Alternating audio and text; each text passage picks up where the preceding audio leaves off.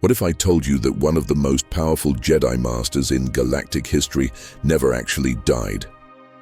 What if Mace Windu, the legendary warrior who came closer than anyone to ending Palpatine's reign before it truly began, survived his fall from the Chancellor's office and spent years planning the ultimate revenge against the apprentice who betrayed everything the Jedi stood for?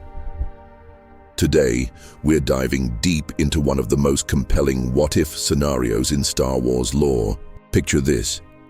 It's 5 years after the fall of the Republic, the Empire tightens its grip across the galaxy, and somewhere in the shadows of Coruscant's Undercity, a broken but not defeated Jedi Master awakens with vengeance burning in his heart, like a dying star. The fall from Palpatine's office should have killed him. Any ordinary being would have perished from that height, especially after losing a hand to a lightsaber and being electrocuted by force lightning that could incinerate a human body in seconds. But Mace Windu was no ordinary being.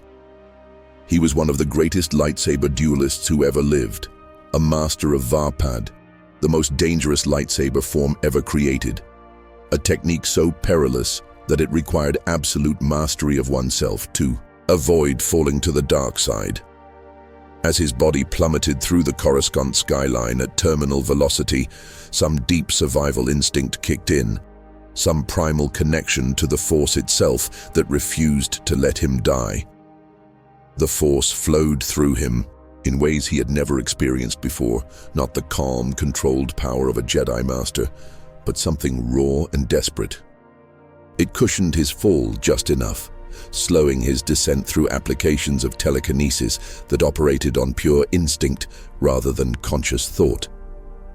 He crashed through the transparasteel windows of an abandoned manufacturing facility 17 levels below the Chancellor's office, his body cartwheeling through industrial machinery and conveyor belts. Each impact should have killed him, but somehow the Force continued to protect him, dispersing the kinetic energy in ways that defied physics. Metal beams bent around him rather than through him. Durasteel plates crumpled to absorb impacts that should have shattered every bone in his body. When he finally came to rest in the depths of Coruscant's underworld, surrounded by the detritus of 1,000 years of urban decay, Mace Windu was broken, but alive. His right hand was gone, severed cleanly by Anakin's lightsaber in that moment of ultimate betrayal. His body was a map of injuries, 3 broken ribs, a shattered collarbone, internal bleeding that turned his vision red at the edges. Burns from Palpatine's lightning covered his arms and face, leaving patterns that would become permanent scars. But his mind, his connection to the Force, his burning need to understand what had gone wrong, these remained intact. As consciousness faded and darkness took him, his last coherent thought was not of pain or fear, but of the look in Anakin Skywalker's eyes as that blue blade descended toward his wrist. Cold, determined, already lost to the darkness that Windu had sensed but failed to stop. The scavengers who found him 3 days later thought they had discovered a corpse. Teko Brishan, a Twi'lek Yunker who made his living stripping valuable components from the endless debris that fell from Coruscant's upper levels, almost walked past the still form without a second glance. Bodies weren't uncommon in the underworld, especially in the chaos following what the news networks were calling the Jedi Rebellion. But something made him pause. Maybe it was the quality of the robes, still identifiable as Jedi despite the damage. Maybe it was the lightsaber burns on the man's arms, wounds that spoke of battles fought at the highest levels of power. Or maybe it was simpler than that. Maybe it was just the faint pulse he detected when he checked for valuables. Teko had no love for the Jedi. Like most beings in the galaxy's forgotten places, he had never seen much benefit from their peacekeeping efforts. The Republic's justice rarely extended to the underworld, and the Clone Wars had been a distant thunder that brought only higher prices and food shortages. But he also had no love for the Empire that was rapidly consolidating power above his head. And there was something about this particular Jedi, something in his scarred face that spoke of strength rather than the peaceful serenity the techo associated with the Order.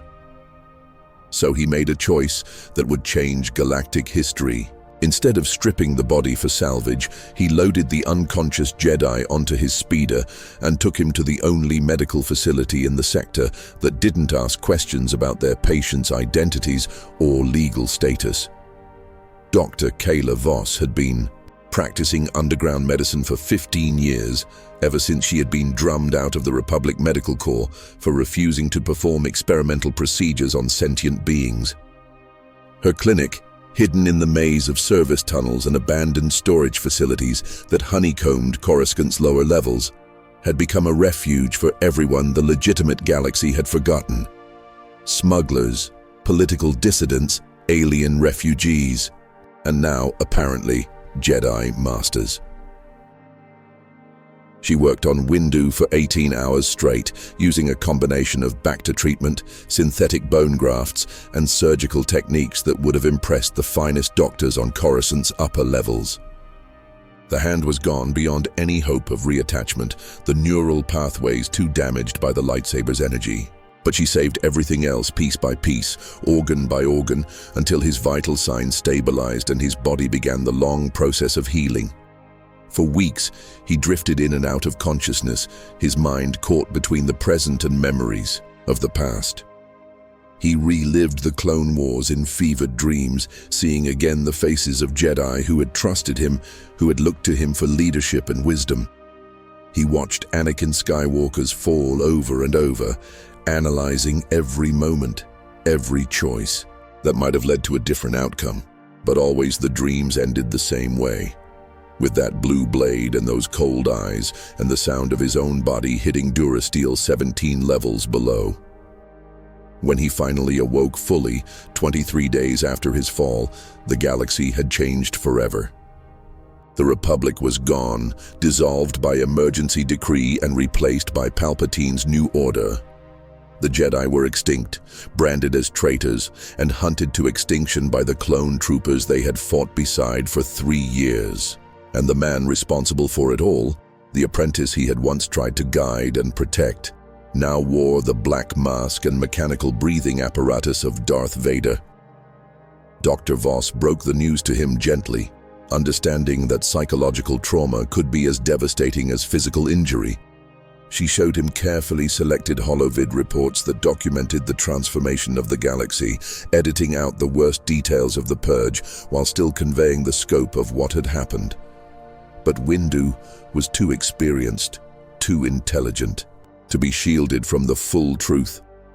He demanded to know everything, and gradually, painfully, the full horror of Order 66 became clear to him, the younglings in the temple.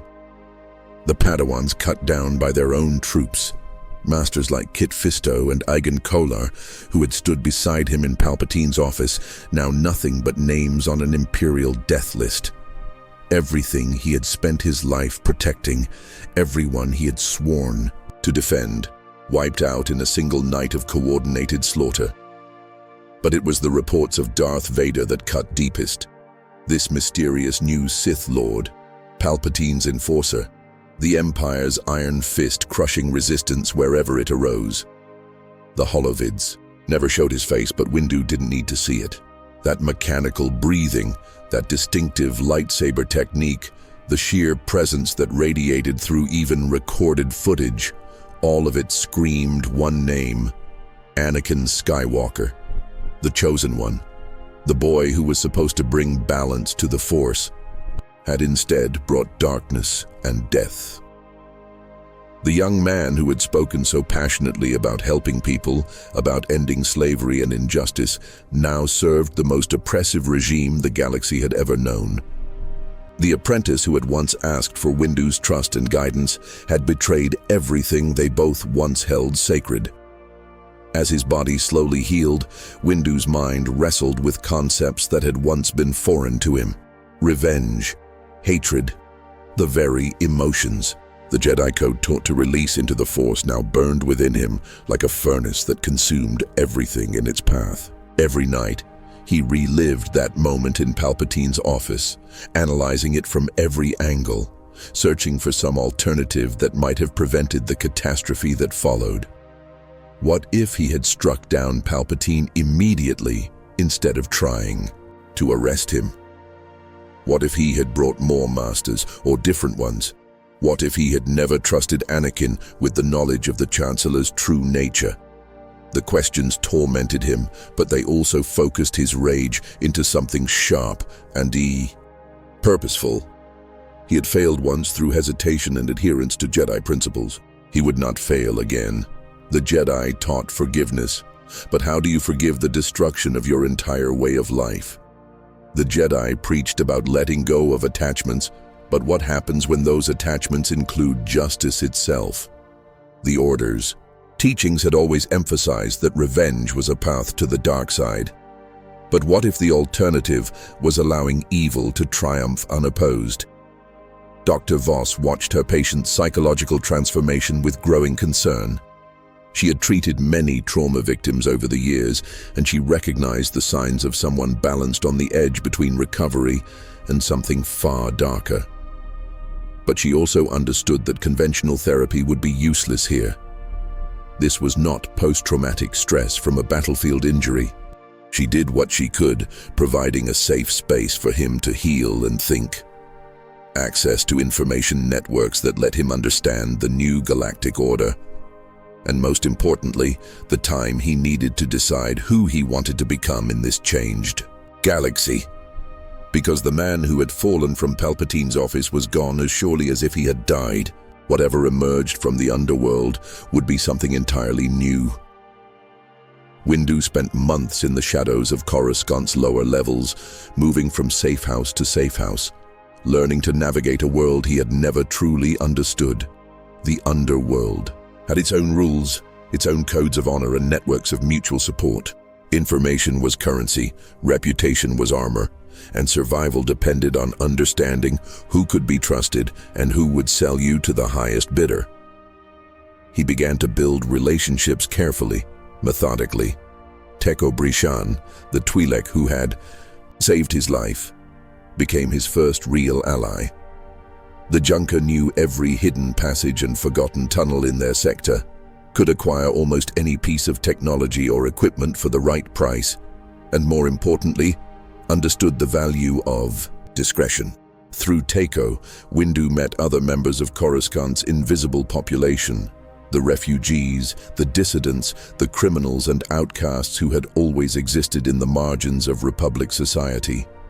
There was Nala Secura, a Twi'lek information broker, who had once worked for Republic intelligence before ethical concerns forced her underground.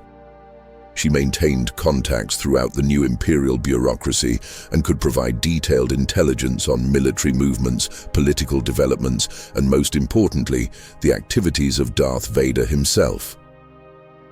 Jorik Thane was a former Republic Navy officer who had refused to swear allegiance to the Empire and now ran weapons and supplies to resistance cells across the core worlds. He understood military tactics and Imperial procedures, could read fleet movements like a technical manual, and harbored his own burning hatred for the regime that had perverted everything he once served. Perhaps most valuable was Kira Venix, a young human woman whose gift with computers bordered on the supernatural. She could slice through Imperial security systems like they were made of paper, create false identities that would fool even careful scrutiny, and monitor communications networks across multiple star systems simultaneously. She had been barely 16 when the Empire rose, too young to remember much of the Republic, but old enough to understand what had been lost.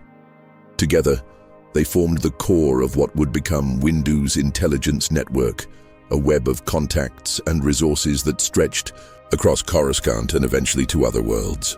But information was only the beginning. To truly challenge someone like Darth Vader, Windu would need weapons, training, and most importantly, a new understanding of his own capabilities. The Force had changed for him during his fall and recovery.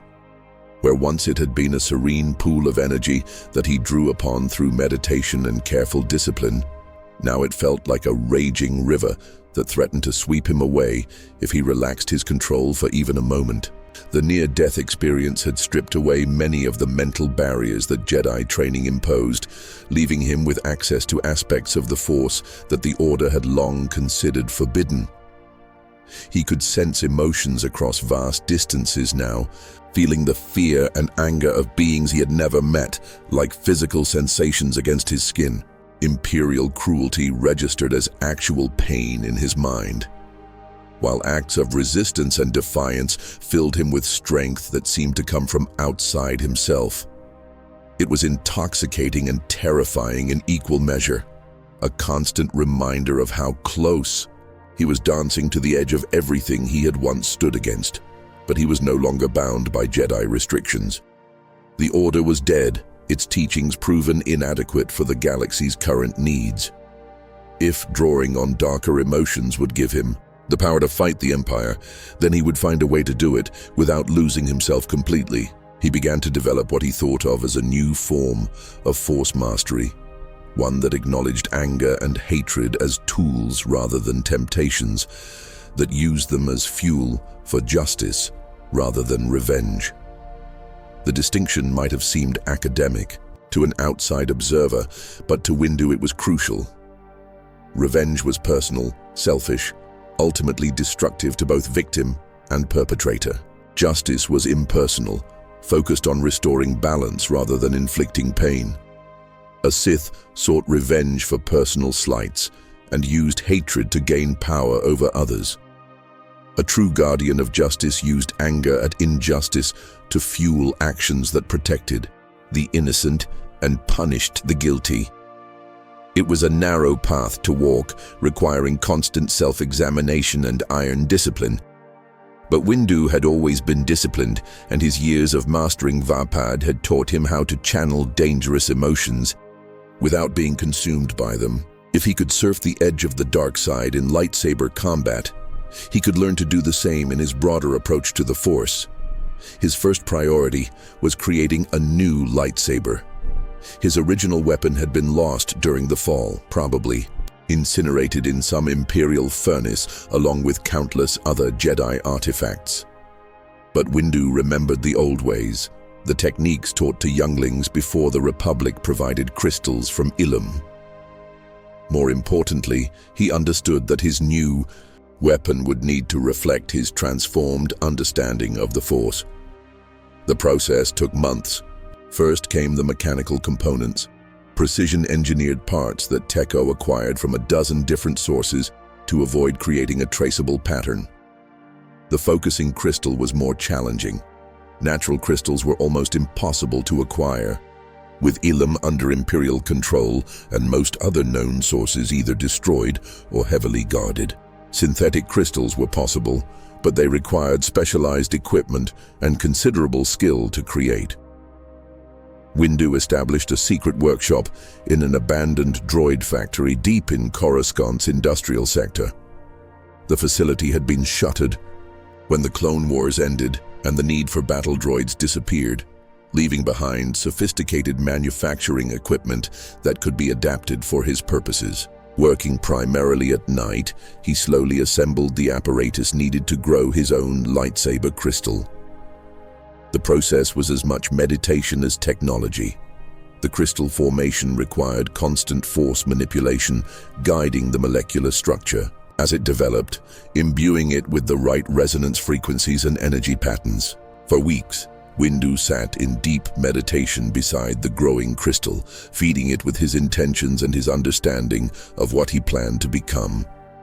The crystal that formed under his guidance was unlike any he had seen before. Where his original blade had been purple, a unique fusion of light and dark that reflected his mastery of Vapad, this new crystal pulsed with deeper, more complex hues. It was still recognizably purple, but there were undertones of crimson now, reflections of the anger and pain that had shaped its creation. When held up to the light, it seemed to contain tiny flecks of gold that shifted and moved like living things. When he finally completed his new lightsaber and ignited the blade for the first time, its hum was different from any he had heard before. Where most lightsaber blades produced a clean, pure tone, His new weapon sound had harmonics and overtones that seemed to resonate not just in the air but in the Force itself. It was beautiful and terrible simultaneously, a fitting weapon for someone who was no longer quite Jedi but had not become Sith. With his weapon complete, Windu began the next phase of his preparation, gathering intelligence on his primary target. Through Nala's contacts and Kira's computer skills, he began to map Darth Vader's movements, his patterns, his vulnerabilities. What he discovered both fascinated and horrified him. Vader was not just Palpatine's enforcer. He was a broken man, encased in a mechanical prison. The intelligence report spoke of cybernetic limbs replacing flesh lost on Mustafar, of a respirator system that kept him alive, but also served as a leash that the Emperor could tighten at will. The suit that made him so terrifying also made him dependent, vulnerable to electrical attacks, limited in his mobility, and according to some sources, in constant physical pain. But the reports also made clear that Vader's limitations had not made him weak. If anything, the physical constraints had focused his Force abilities in ways that made him more dangerous than Anakin Skywalker had ever been. He fought with mechanical precision now, compensating for his reduced agility with pure power and tactical brilliance. He had become something that was neither fully human nor entirely machine, but something new and terrible that combined the worst aspects of both. The psychological profile that emerged from witness accounts and Imperial communications was equally complex. Vader was utterly loyal to Palpatine, but it was the loyalty of despair rather than conviction. He served the Empire because he had destroyed everything else he might have lived for, because the alternative was confronting the full scope of his crimes. He was trapped not just by his mechanical dependencies, but by his own guilt and self-hatred. This gave Windu his first real strategic insight. Vader's greatest weakness was not his cybernetics or his physical limitations, but his psychological state. The man who had once been Anakin Skywalker was still there, buried under layers of conditioning and self-deception, but still present. If Windu could reach that buried conscience, if he could force Vader to confront what he had become, he might be able to accomplish more than mere revenge. His first strike came 8 months after his fall, during an Imperial operation on Raxus Prime. The planet had been a separatist stronghold during the Clone Wars, its massive industrial complexes churning out battle droids and starships for the Confederacy. Now those same facilities were being converted to produce TIE fighters and Star Destroyers for the Empire, using slave labor drawn from the planet's conquered population. Windu spent weeks observing the facility, learning its routines and identifying its vulnerabilities. The Imperial garrison was substantial but overconfident, more concerned with preventing escapes than defending against external attack. Most of the actual production oversight was handled by civilian contractors who had worked for the Separatists and now worked for the Empire with equal enthusiasm. The attack came at shift change, when security was at its most relaxed, and the maximum number of supervisory personnel would be present. Windu moved through the facility like a ghost, his new lightsaber cutting through blast doors and security barriers as if they were made of paper. But he was surgical in his targets, focusing on the overseers and administrators while avoiding the clone troopers who were just following orders. The technique he used would have been immediately recognizable to anyone who had studied lightsaber combat at an advanced level. Form 7, Vapad, the most aggressive and dangerous of all lightsaber styles. But this was Vapad evolved, adapted for a new purpose and enhanced by his transformed connection to the Force. Where the traditional form channeled an opponent's aggression back at them, Windu's new style channeled the collective anger of every being oppressed by the Empire. In the facility's central command center, he left his calling card, a message burned into the Durasteel wall with precise lightsaber strokes. The dead remember Skywalker. 7 words that would guarantee his message reached exactly the right person, while also serving notice to the Empire that someone new had entered the game. The Imperial response was swift and predictable. Within days, investigators from Imperial Intelligence and Inquisitors from the newly formed Hunting Corps descended on Raxus Prime. They found evidence of Force use, lightsaber damage that matched no known weapon profile, and a combat style that should have been impossible for anyone still alive to demonstrate. More importantly, they found witnesses among the surviving guards who could describe the attacker: tall, dark-skinned, fighting with a purple lightsaber and techniques that several former clone commanders recognized from the Clone Wars.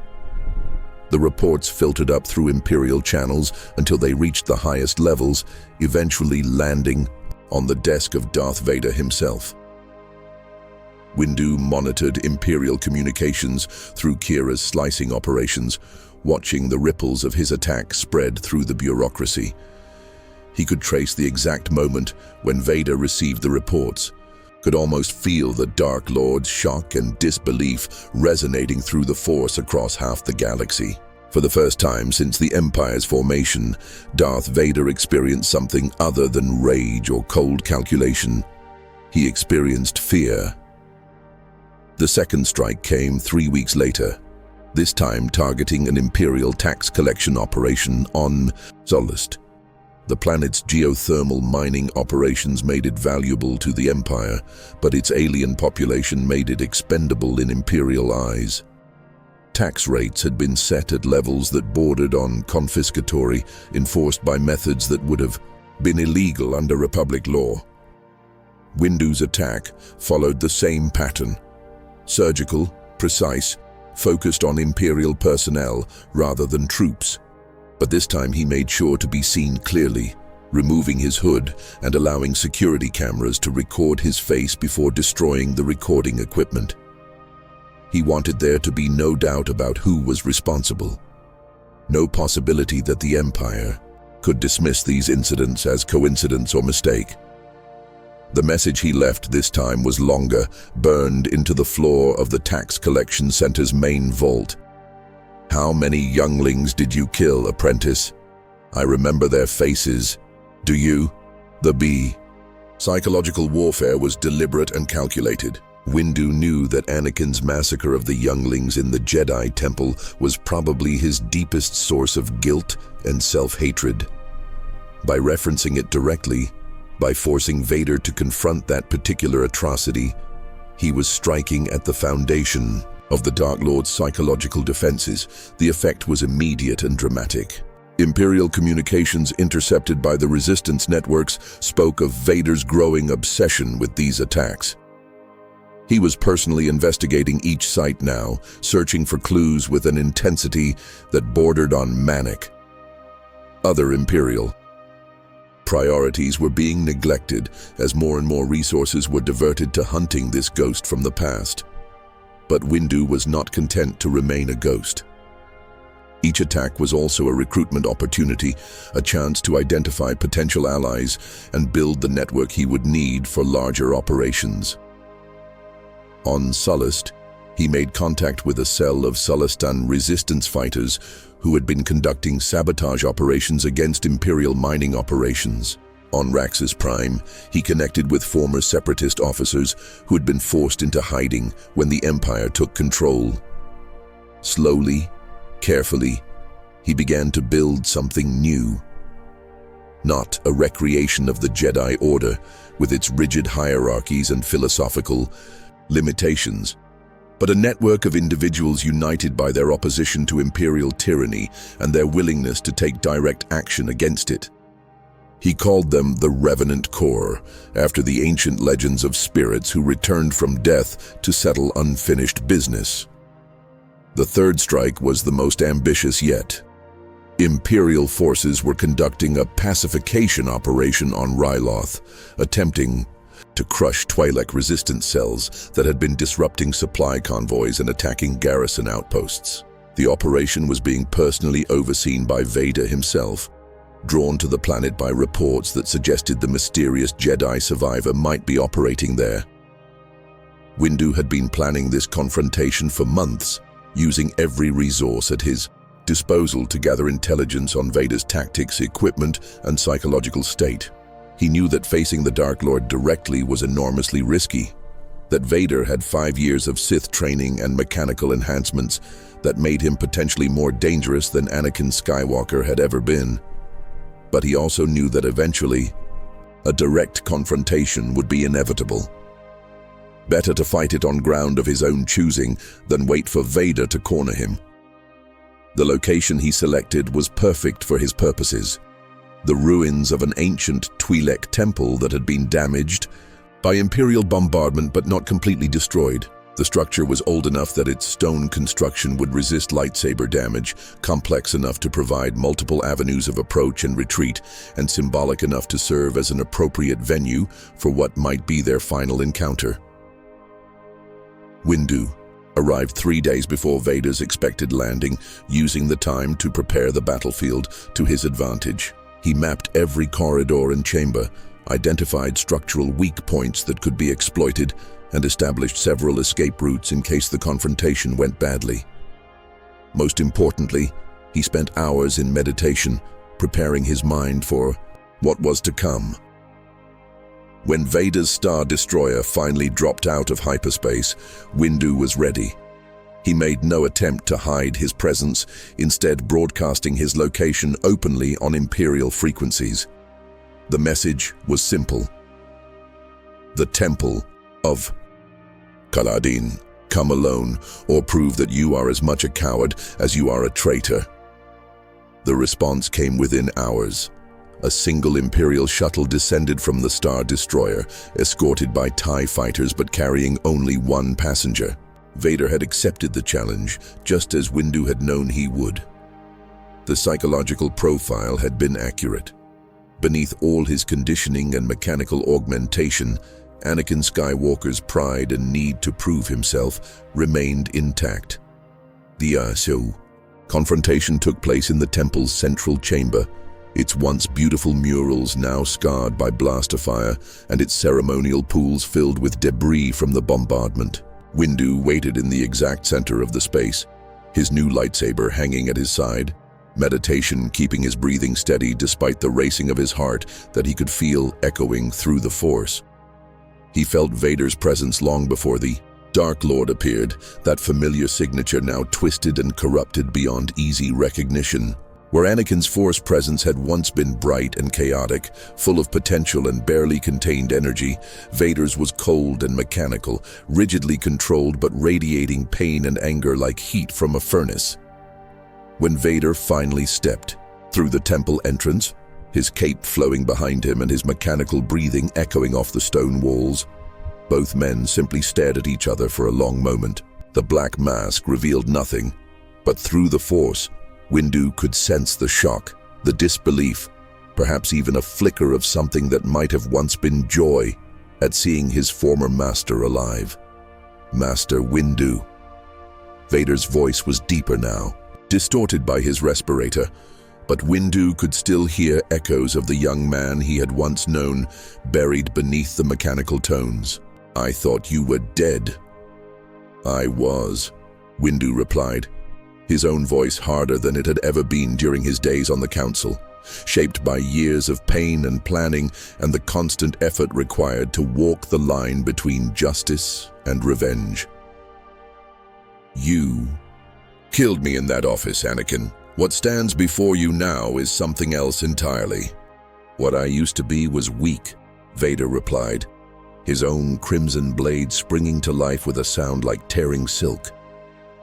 What I used to be failed everyone I cared about. Palpatine showed me the truth, that compassion is weakness, that mercy is failure, that only through strength can order be maintained. The galaxy is better for what I have become. Is it? Windu asked, beginning to circle slowly around the chamber's perimeter, forcing Vader to turn to keep him in sight. Tell me, apprentice, how many children have you killed in the name of order? How many innocents have died to maintain Palpatine's vision of strength? When you wake up at night in that mechanical tomb you call a body, Do you ever think about the younglings in the temple? Do you remember their faces as they looked up at you, trusting you even as you ignited your lightsaber? The reaction was immediate and violent. Vader's breathing became rapid and harsh, his grip on his lightsaber tightening until Windu could hear the metal of the hilt creaking under the pressure. Through the Force, waves of pain and rage rolled off the Dark Lord like heat from a solar flare. "You know nothing of what I have sacrificed," Vader snarled, his voice losing some of its mechanical control and taking on more human tones. "Nothing of what I have endured to bring peace to the galaxy." The Jedi were corrupt, their teaching weak and hypocritical. They preached about serving others while serving only themselves, talked about peace while perpetuating a war that consumed billions of lives. And your solution was to murder them all? Windu's blade began to move in the opening forms of Vapad, the purple light tracing complex patterns that seemed to pull shadow and illumination into its wake. Your answer to corruption was genocide? Your response to hypocrisy was to embrace a philosophy of pure selfishness and cruelty. It was the only way. Vader's composure cracked completely, years of suppressed doubt and guilt pouring out in a torrent of anguished words. The Republic was dying. The Jedi were blind to it, and war was consuming everything. Palpatine offered strength, offered order, offered a way to save what could be saved. I chose to be part of the solution rather than remain part of the problem. You chose to save yourself at the cost of everyone else. Windu replied, his voice cutting through Vader's justifications like his lightsaber through armor. You chose your own fear of loss over your sworn duty to protect the innocent. You chose power over principle, comfort over conscience, and you have been running from that choice ever since.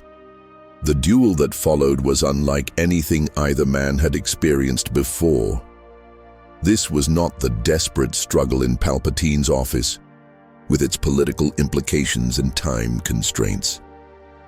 This was not the calculated violence of Imperial enforcement actions or resistance operations. This was personal, intimate in the way that only combat between former allies can be, every strike carrying the weight of history, every parry a response to years of pain and betrayal and mutual incomprehension. Windu fought with a savagery that would have shocked his former Padawans and terrified the Jedi Council. His mastery of Vapad had evolved far beyond its original conception, becoming something darker and more focused than the form's creator had ever envisioned. Where once he had channeled his opponent's aggression and fed it back to them, now he channeled his own grief, his rage, his burning need for justice. Each swing of his blade was powered by the memory of dead younglings, of trusted friends betrayed, of a galaxy enslaved by the man who had once been his student. But this was not the wild, unfocused anger of the dark side. This was something else, something that drew on darker emotions without being consumed by them. Windu's technique remained precise, controlled, surgical in its application of violence. He was not trying to simply destroy Vader, but to break through the psychological armor that protected him from confronting his own crimes. Every attack was calculated not just for physical damage, but for maximum emotional impact. You remember this combination, don't you? Windu called out as he executed a complex series of strikes that had once been part of Anakin's training routine. I taught you this sequence when you were still a Padawan, when you still believed in something greater than yourself. His purple blade carved through the air in patterns that Anakin had practiced 10,000 times, muscle memory responding even as conscious thought tried to resist. Vader parried desperately, his mechanical reflexes barely keeping pace with attacks that targeted not just his body but his deepest memories. The past is dead, he gasped through his respirator, but his defensive posture betrayed the lie. His lightsaber work had become reactive, responding to emotional triggers rather than tactical analysis. Is it? Windu pressed his advantage, shifting into an aggressive assault that drove Vader backward across the temple floor.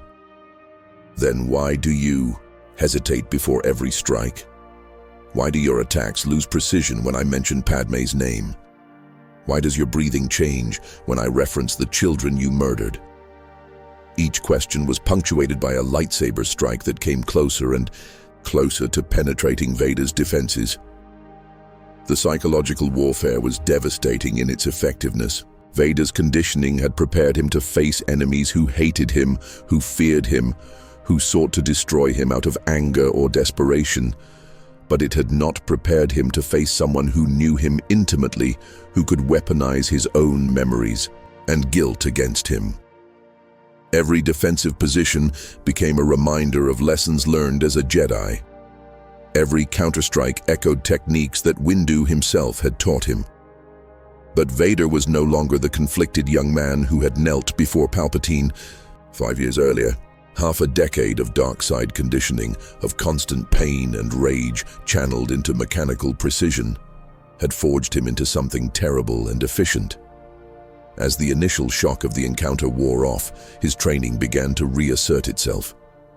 The mechanical breathing steadied, the wild swings became calculated strikes, the defensive panic transformed into cold tactical analysis.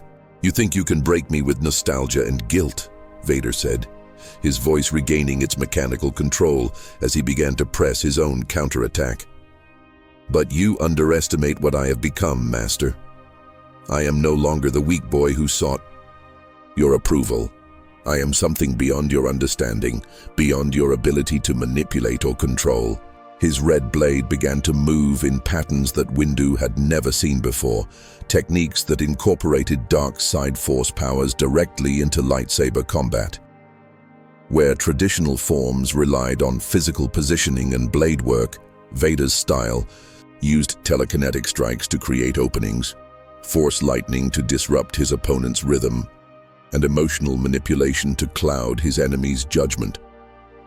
This was Sith lightsaber combat at its most advanced, a fusion of multiple dark side disciplines that created something far more dangerous than the sum of its parts. Vader fought like a force-sensitive siege engine, each attack designed to overwhelm through sheer power rather than finesse. His mechanical limbs provided strength that no organic body could match, while his life support systems regulated his metabolism in ways that eliminated the fatigue that would cripple a normal fighter. But Windu was far from normal himself. His years in the underworld had taught him things that no Jedi Academy had ever considered. Techniques borrowed from criminals and assassins and adapted for force use. His prosthetic hand contained hidden weapons and tools that turned apparent disabilities into tactical advantages. Most importantly, his fusion of light and dark side techniques gave him options that purely traditional approaches could not provide. When Vader unleashed a barrage of force lightning, Windu did not deflect it with his lightsaber as a Jedi might. Instead, he absorbed the energy directly into his prosthetic hand, using its mechanical components to store and redirect the power back at his opponent. The redirected lightning struck Vader's chest plate, overloading several systems and causing his breathing apparatus to stutter and spark. "Impossible," Vader gasped, stumbling backward as his life support system struggled to compensate for the feedback damage. "You cannot use the dark side without being corrupted by it. The Jedi Code forbids such techniques." "You have improved," Vader acknowledged during a brief pause in the combat, both warriors circling each other while testing their opponent's defenses with feints and probing attacks. But improvement without wisdom is merely refined destruction. You have allowed anger to consume you, just as you always feared I would. Look at yourself, Master. Look at what you have become in pursuit of your precious justice." "Have I?" Windu asked, pressing forward with a series of attacks that forced Vader to give ground for the first time in the duel. "Look around you, apprentice. See how precisely I fight, how controlled my anger remains. This is not the wild fury of the dark side. This is justice given form, righteousness wielded like a weapon. I have learned to use my anger without being used by it. to channel hatred without being consumed by it. Impossible, Vader replied. But there was uncertainty in his voice now, doubt creeping into his absolute convictions. The dark side corrupts all who touch it. Anger leads to hatred. Hatred leads to suffering. You taught me that yourself. You cannot simply decide to be immune to its influence. I taught you the Jedi understanding of those emotions, Windu said, his blade work becoming even more aggressive as he sensed Vader's growing psychological instability. But the Jedi understanding was incomplete. They feared the dark side so much that they never learned to truly master it. Anger at injustice is not the same as anger for personal gain. Hatred of evil is not the same as hatred of individuals. The Sith corrupt these emotions by making them selfish, by using them to justify cruelty and oppression. I have learned to keep them pure, to use them in service of something greater than myself.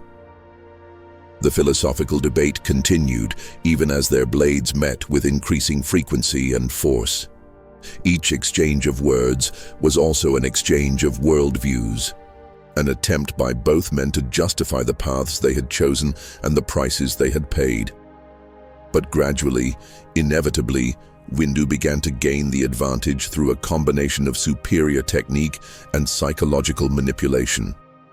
His fighting style was simply more evolved than anything Vader had encountered. 5 years of Sith training had made the Dark Lord powerful and disciplined, but it had also made him predictable.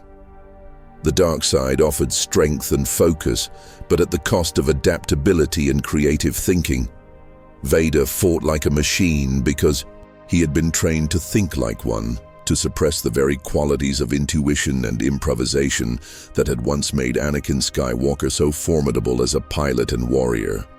Windu, by contrast, had spent his years of exile learning new approaches, developing techniques that had never been taught in any academy or temple. His fusion of light and dark side techniques gave him options that Vader simply could not match or predict. Where the Dark Lord expected Jedi responses to Sith attacks, he encountered something entirely different, something that operated by rules that he had never learned to counter. More importantly, the psychological warfare was working with devastating effectiveness. Every reference to Vader's past, every reminder of who he used to be, created cracks in the Dark Lord's mental armor that had taken years of conditioning to construct. The man who insisted that Anakin Skywalker was dead was fighting harder and harder to maintain that fiction, and the effort was disrupting his connection to the Force in ways that affected his combat effectiveness. The turning point came when Windu managed to drive Vader back against one of the temple's massive support pillars, trapping him in a position where his mobility was limited and his options were reduced. For just a moment, the Dark Lord was vulnerable. His defenses focused on protecting against direct attack rather than the more subtle applications of force power that Windu had mastered. In that instant, Windu saw his opportunity and took it without hesitation. His prosthetic hand shot forward with mechanical precision, fingers closing around the respiratory unit on the side of Vader's mask with enough force to crush durasteel. The life support components, designed to withstand tremendous punishment, nonetheless gave way under the focused application of force-enhanced strength backed by mechanical actuators. Tubes ruptured with sharp hissing sounds, circuits sparked and overloaded in cascades of blue electricity, and suddenly, Vader's carefully controlled breathing became labored gasps as his primary life support system began to fail. Warning lights flashed across his chest panel as backup systems struggled to compensate for the damage, their mechanical whining adding another layer of sound to the chaos. For the first time in years, Windu heard Anakin Skywalker's true voice, weak and gasping, distorted by damage to his respiratory system and the scarring of his throat, but unmistakably human in a way that the mechanical breathing had never been. The sound cut through years of conditioning and hatred like a vibroblade through flesh, revealing the broken man who existed beneath the terrifying facade. "Finish it," Anakin whispered, falling to one knee as his damaged life support struggled to keep him conscious. His lightsaber deactivated and rolled away across the stone floor, leaving him defenseless before his former master. "You have won, Master. Do what you came to do. End this pathetic existence and avenge everyone I have killed." Windu stood over, his fallen opponent, lightsaber raised for the killing blow that would end one of the galaxy's greatest monsters and provide a measure of justice for the countless innocents who had died at Vader's hand. This was the moment he had dreamed of, planned for, lived for during his years in exile. Justice at last. Revenge for the younglings, for the Jedi, for the Republic itself, for every atrocity committed in the name of order and peace. But as he looked down at the broken figure before him, Windu found himself paralyzed by doubt and a complex mixture of emotions that he had not expected. The man kneeling in the rubble was not the confident young Jedi he had once known, nor the terrifying Sith Lord he had come to destroy. This was just another casualty of Palpatine's manipulation, another victim of the Emperor's grand design to corrupt and destroy everything good in the galaxy. The scarred face looking up at him was aged far beyond its years, marked by constant pain and the accumulated weight of unspeakable crimes. But it was still recognizably human, still capable of suffering and regret, and perhaps even redemption. The blue eyes that had once shone with hope and determination were now dim with despair. But they were still Anakin's eyes, still capable of feeling something other than hatred and rage. "You were supposed to bring balance to the Force," Windu said quietly, his blade wavering as competing impulses warred within him. "You were supposed to be the chosen one, the one who would destroy the Sith and restore peace to the galaxy. Instead, you became everything the prophecy warned against." "I was," Anakin replied, his voice barely audible without his respirator's amplification, each word a struggle that sent spasms of pain across his damaged features. "I brought balance, Master. I destroyed the Jedi, and I will destroy the Sith." Both orders were corrupt. Both had to fall for something new to take their place. The prophecy never said how balance would be achieved, only that it would be. And what would that something new be? Windu asked, though he dreaded the answer and feared what philosophical justification might emerge from Anakin's twisted logic. "Don't know," Anakin admitted, and for the first time since his fall to the dark side, there was complete honesty in his voice, a vulnerability that cut through years of masks and deception. "I thought it would be the Empire, Palpatine's vision of order imposed through strength and fear. But his vision is just as flawed as the Republic's was, just as corrupted by the pursuit of power for its own sake. Maybe it has to be something else entirely. Someone else who can succeed where both Jedi and Sith have failed."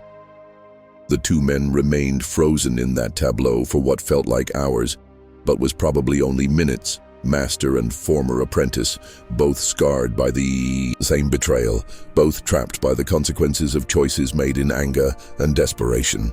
Around them, the temple continued to crumble, its ancient stones finally succumbing to the violence they had witnessed, each falling rock a reminder that even the strongest foundations could not withstand unlimited punishment.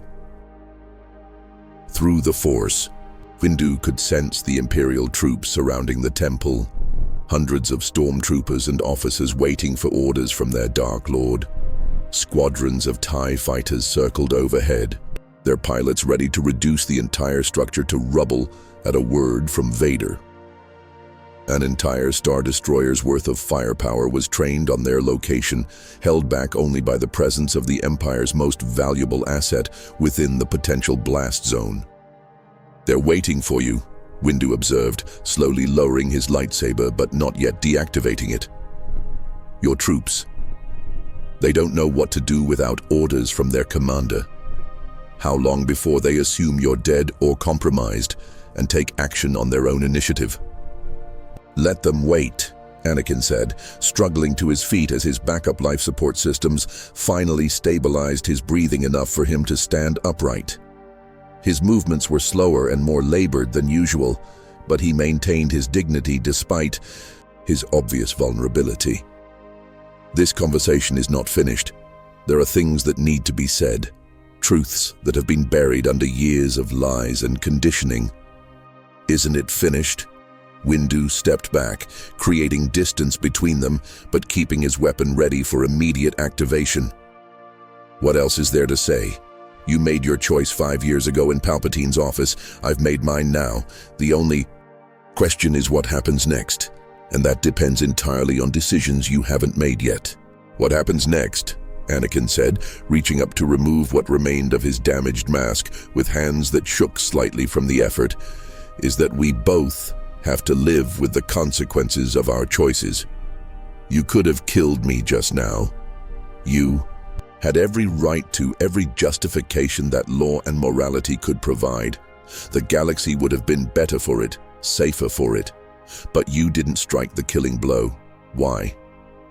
The face revealed beneath the mask was a ruin of what Anakin Skywalker had once been. Years of pain, of dark side corruption, of breathing recycled air and living in artificial environments had taken a toll that went far beyond simple physical damage.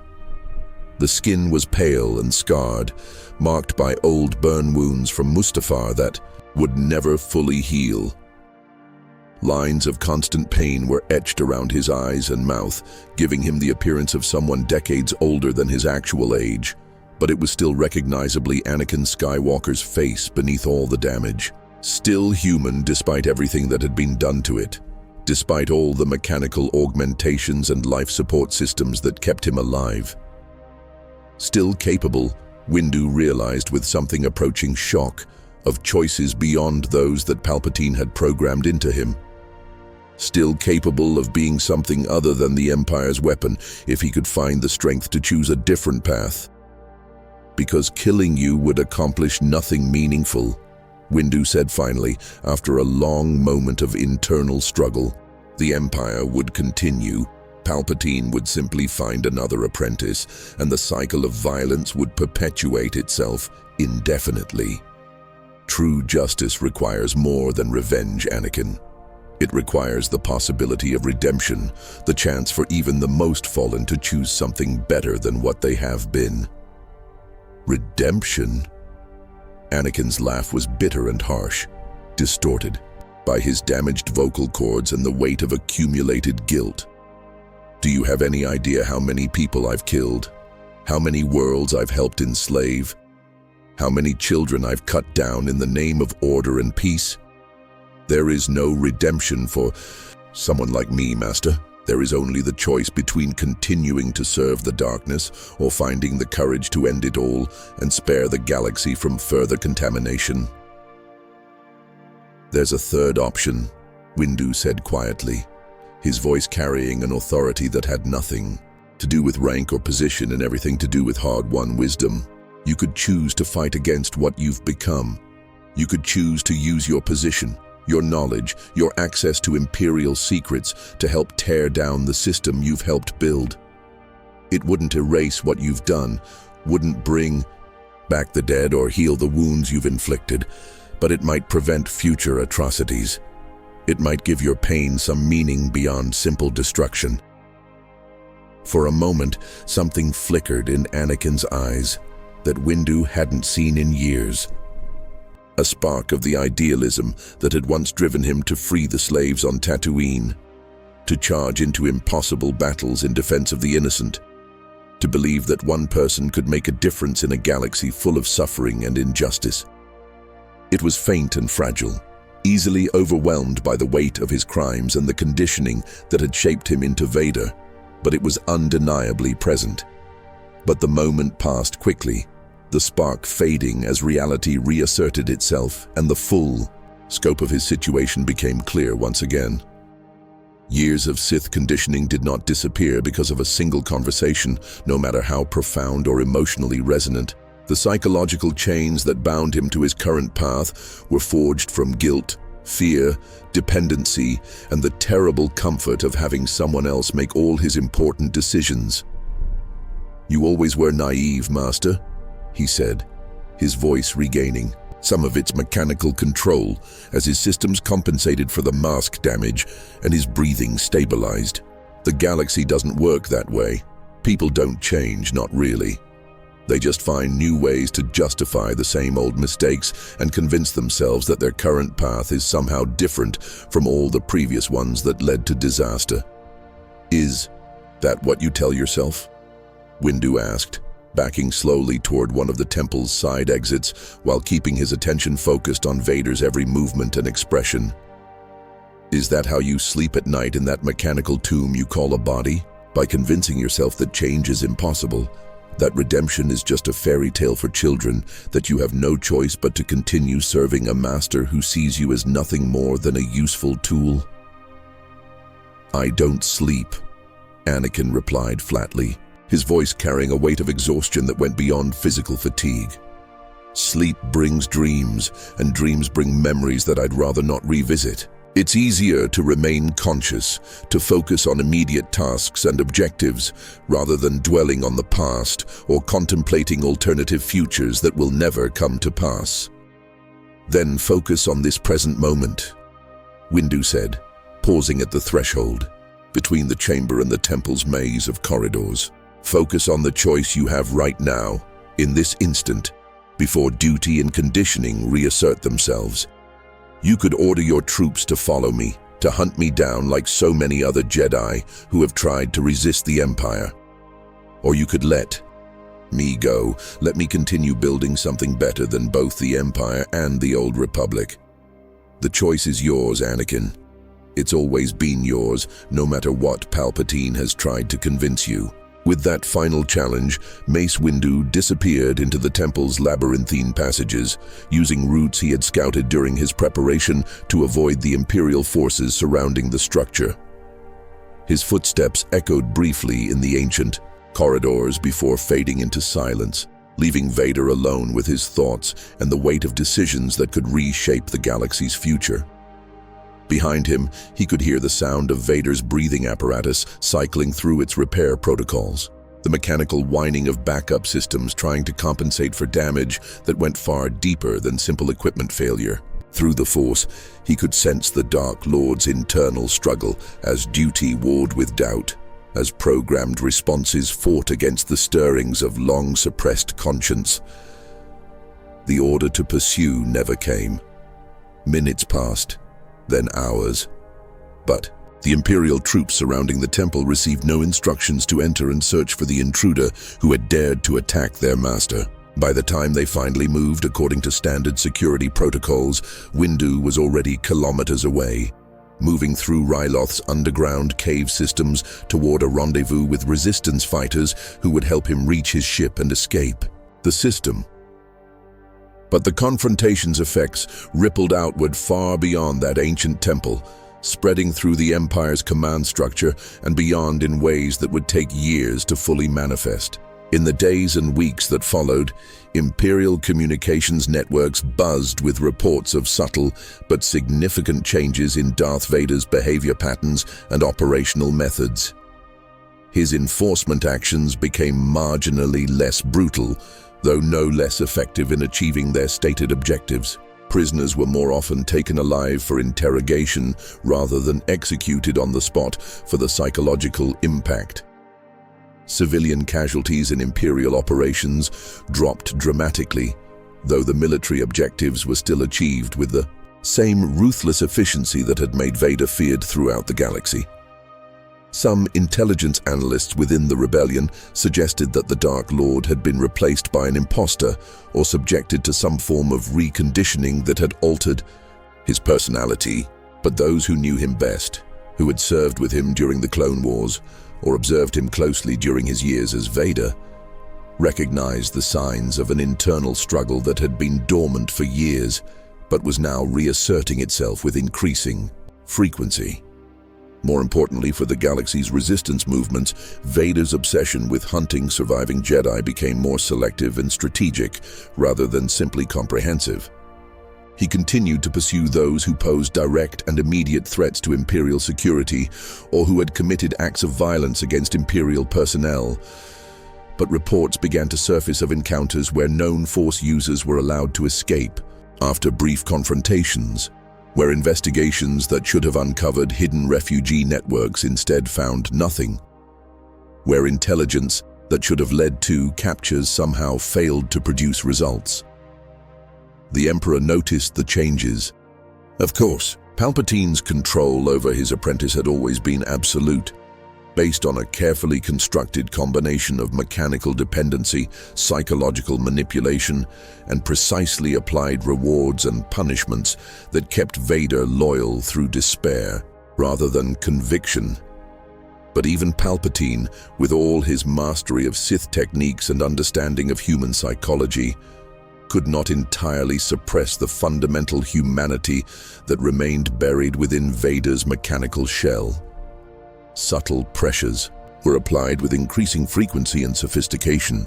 Vader's life support systems were upgraded with new components that made him even more dependent on Imperial technology and resources, while also providing additional monitoring capabilities that allowed the Emperor to track his physical condition and emotional state in real time. His missions were structured. Most insidiously, he was provided with carefully curated intelligence about surviving Jedi that made their capture or death seem like personal betrayals rather than simple duty. The Emperor's agents would ensure that Vader learned about Force users who had spoken against him personally, who had criticized his fall to the dark side, who represented living reminders of the path he had abandoned. The psychological manipulation was subtle but effective, designed to channel any stirrings of conscience back into anger and hatred. But the seed of doubt had been planted in that ruined temple on Ryloth, and once planted, such seeds are difficult to remove entirely without destroying the soil in which they grow. Every brutal action now carried a weight of conscious choice that had not existed before. Every dead innocent was a deliberate decision rather than an automatic response to orders. The psychological armor that had protected Vader from his own conscience for years had been cracked, and no amount of reconditioning could repair it completely without fundamentally altering who he was as a person. Meanwhile, Mace Windu had disappeared once again into the galactic underground, but his mission and methods had evolved significantly as a result of his encounter with his former apprentice. No longer focused solely on revenge against Vader or simple opposition to Imperial policies, he began to build something genuinely new and unprecedented in galactic history. Using his network of contacts and the resources acquired through his surgical strikes against Imperial installations, he started to create what he called the Grey Order. The Grey Order was neither Jedi nor Sith, but something that drew from both traditions while being enslaved to the limitations and dogma of neither. Its members were Force users who had rejected the rigid philosophical constraints of the light side without embracing the selfish corruption and destructive obsessions of the dark. They were individuals who understood that the galaxy's problems required practical solutions rather than philosophical purity. That sometimes the best way to protect innocence and preserve justice was to be willing to dirty your own hands in service of something greater than personal comfort or traditional doctrine. The recruitment process was necessarily slow and careful, requiring extensive evaluation of potential candidates to ensure they possessed both the necessary Force sensitivity and the psychological resilience to walk the narrow path between light and dark, without falling into either extreme. Windu reached out cautiously to other surviving Jedi, not to rebuild the old order with its well-documented failures and limitations, but to offer them a new path that might prove more effective against the Empire's particular brand of tyranny. Some rejected his approaches outright, too committed to traditional Jedi teachings to accept his synthesis of opposing philosophies, or too traumatized by their experiences under Imperial persecution to trust any organized group. Others were too damaged by years of hiding and running to have the emotional stability necessary for the kind of work the Grey Order would need to do.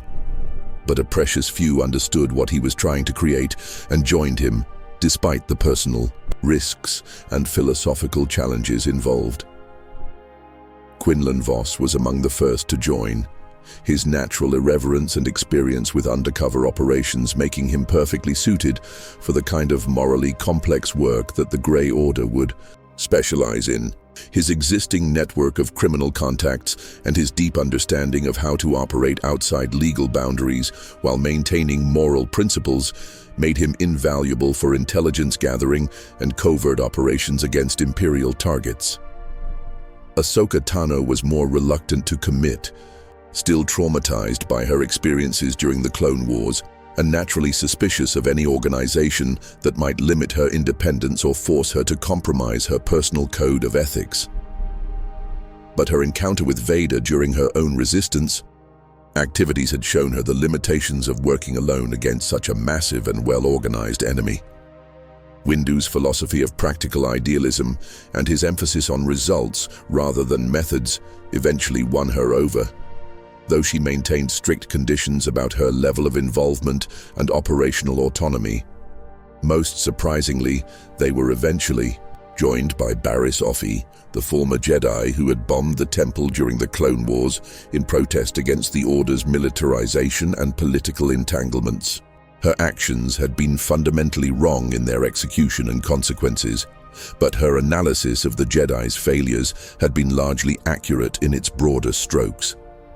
Years of imprisonment and exile had given her time to refine her thinking, to develop more sophisticated ideas about what a truly just force-using organization might look like and how it might operate effectively in a galaxy dominated by authoritarian regimes.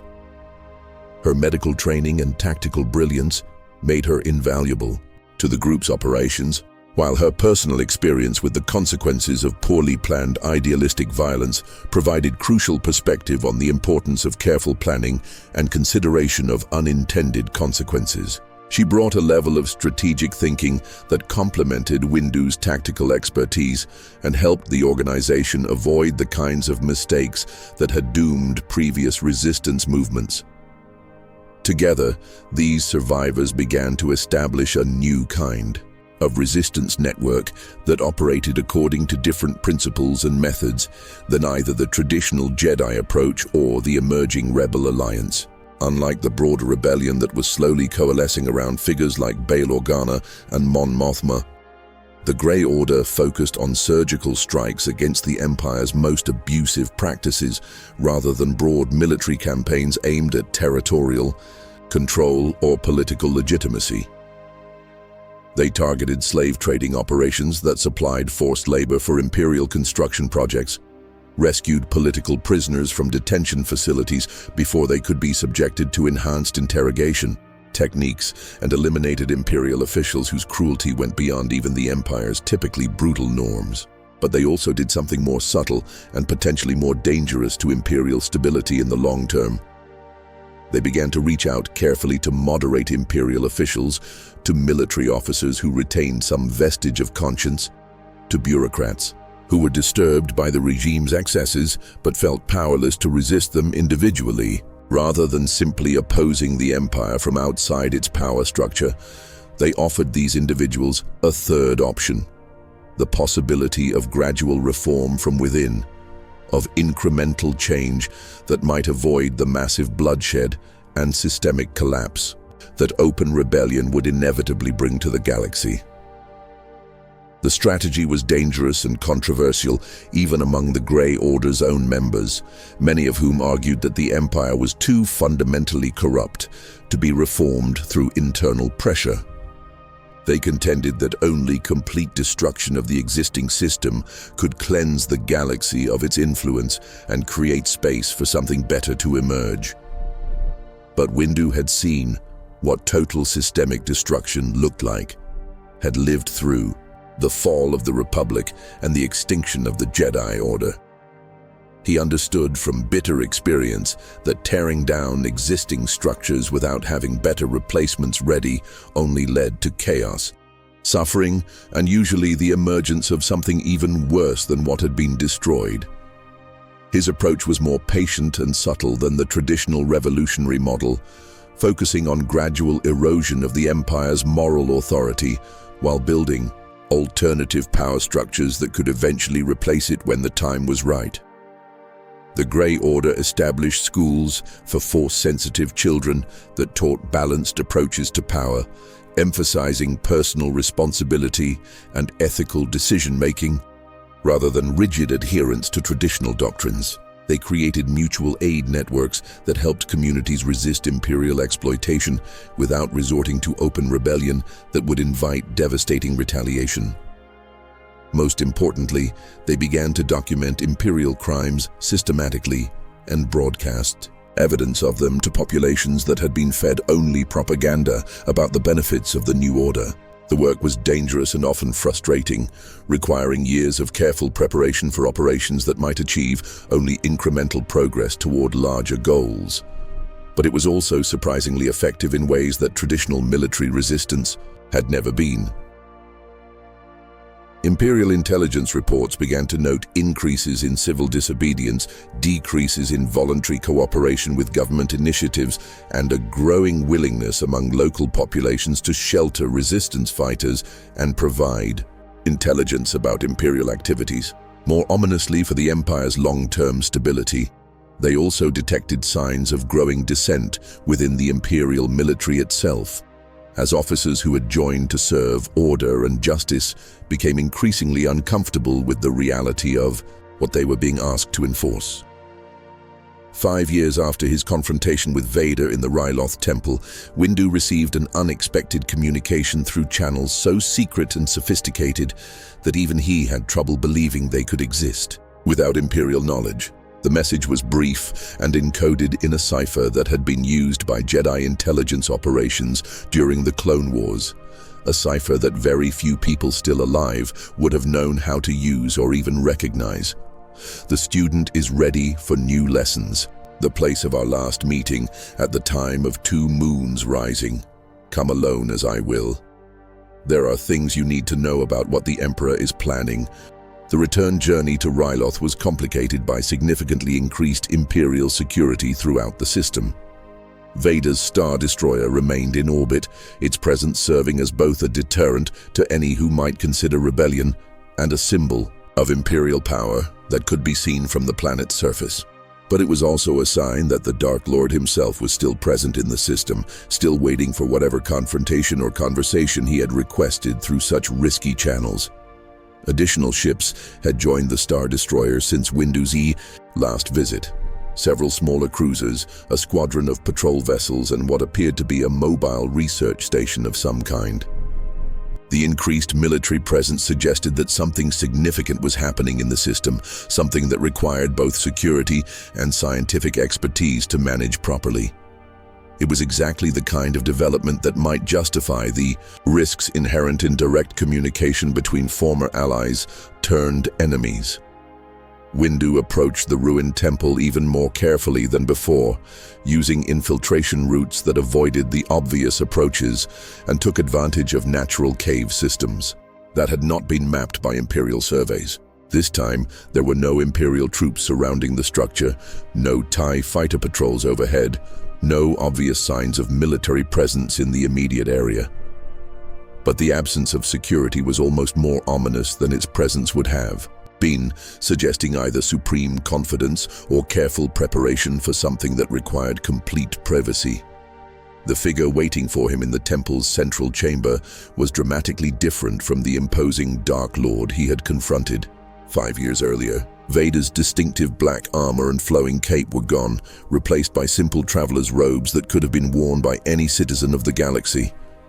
The mechanical breathing apparatus was smaller and less intrusive, suggesting significant improvements in his life support technology that had reduced his dependence on the bulky systems that had once defined his appearance. Most startling of all, he wore no mask, leaving his scarred but recognizably human face exposed to view in a display of vulnerability that would have been unthinkable for the Darth Vader that the galaxy knew and feared. The man sitting quietly in the temple ruins looked more like a war veteran struggling with old injuries than the Empire's most terrifying enforcer. though the power that radiated from him through the Force made it clear that his capabilities had not diminished. "Master," Anakin said simply as Windu entered the chamber, his voice carrying none of the mechanical distortion that had characterized Vader's speech for years. "Thank you for coming. I wasn't certain you would trust the message, given the circumstances and the risks involved in any form of direct communication." "I almost didn't," Windu admitted, keeping his hand near his lightsaber while remaining ready to fight or flee as circumstances demanded. The casual familiarity of the address was unsettling after years of formal enmity, but it was also strangely comforting in ways that he didn't want to examine too closely. But curiosity overcame caution, and the encryption was too sophisticated to be a simple trap. "What has changed, Anakin? Why reach out to me now, after all this time?" "Because I finally understand what you were trying to tell me during our last conversation," Anakin replied, his voice carrying a weight of hard-won wisdom that had been entirely absent from their previous encounters. Windu fought with a savagery that would have shocked his former Padawans and terrified the Jedi Council. His mastery of Vapad had evolved far beyond its original conception, becoming something darker and more focused than the form's creator had ever envisioned. Where once he had channeled his opponent's aggression and fed it back to them, now he channeled his own grief, his rage, his burning need for justice. Each swing of his blade was powered by the memory of dead younglings, of trusted friends betrayed, of a galaxy enslaved by the man who had once been his student. But this was not the wild, unfocused anger of the dark side. This was something else. Something that drew on darker emotions without being consumed by them. Windu's technique remained precise, controlled, surgical in its application of violence. He was not trying to simply destroy Vader, but to break through the psychological armor that protected him from confronting his own crimes. Vader, for his part, was no longer the conflicted young man who had knelt before Palpatine 5 years earlier. Half a decade of dark side conditioning, of constant pain and rage channeled into mechanical precision, had forged him into something terrible and efficient. His red blade met Windu's purple one with calculated fury, each strike designed for maximum damage, every sequence of attacks flowing into the next with the inexorable logic of a killing machine. The Dark Lord fought with the cold determination of someone who had nothing left to lose and no hope left to redeem. Where Anakin had been passionate and impulsive, Vader was methodical and relentless. His mechanical breathing never changed pace, his stance never wavered, his attacks never slowed, despite the tremendous physical demands of lightsaber combat at this intensity. But beneath the surface control, Windu could sense the psychological chaos that Vader was fighting to contain. Every mention of the past, every reference to his former identity, sent ripples of conflict through the Dark Lord's connection to the Force. The man who claimed that Anakin Skywalker was dead was fighting desperately to keep that persona buried, and the effort was costing him.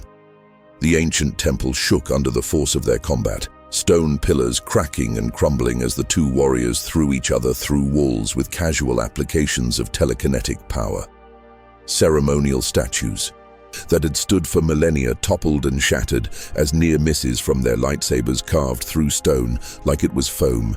The very air in the chamber seemed to thicken with the intensity of the Force energies being unleashed.